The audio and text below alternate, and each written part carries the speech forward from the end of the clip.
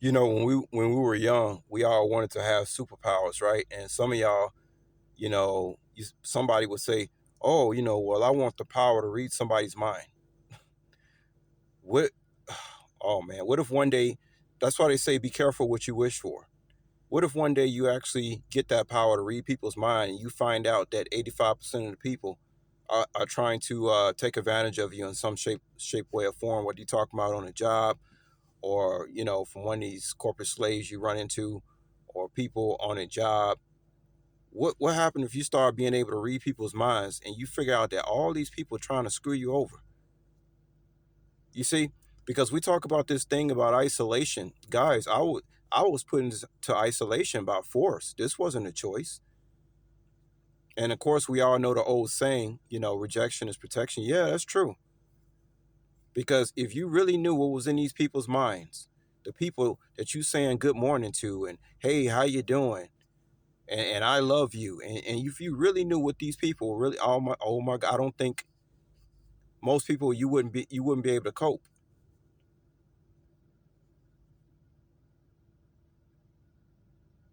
People are just looking for any opportunity to just squash you.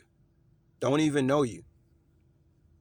I told y'all one time. I told y'all about how when I get into conversations with people, how they be like, "Oh, gotta go." When they finally realize that I'm not somebody that they can play around with, they might think that when they see my picture or video I make on, but when they finally see me in person and realize that they pick that up pretty fast too. I give it to these crazy dummies I had. They pick that up really fast.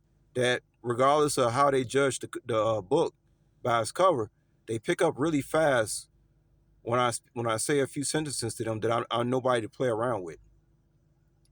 I got to give it to them. They pick that up real fast. I'm nobody to play with. That's why everybody got to tiptoe when it comes to me. Everybody got to tiptoe. They got a plan before they say something to me and all this type of stuff. And it's crazy too because I'm actually a really delightful person. I just don't take no bullshit from nobody. Everybody just some reason got ulterior motives. I don't have any ulterior motives. I've told you guys plenty of times I don't have no secrets. I don't have no secrets. Why would I have secrets for? Secrets for what? That doesn't make me feel empowered keeping secrets. You know what does make me feel empowered? When I can stand on my square and tell a motherfucker exactly how I want it, and like kind of like Larry Bird, one of these people used to do in basketball, and they say, "I'm gonna go right over there on that 3 point line and shoot it right in your face." That's power. When you just tell a motherfucker exactly what your intentions is. Hiding shit, you're a little bitch. You got one life to live, right? Allegedly, one life to live. I'm not gonna I'm not gonna live this life being a coward. You could forget about that.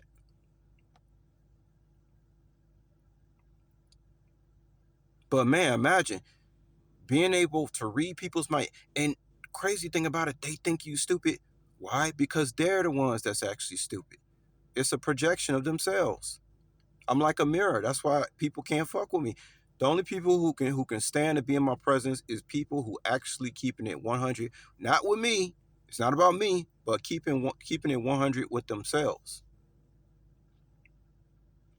Those type of people that can stand to be around me. People who keeping it 100 with themselves.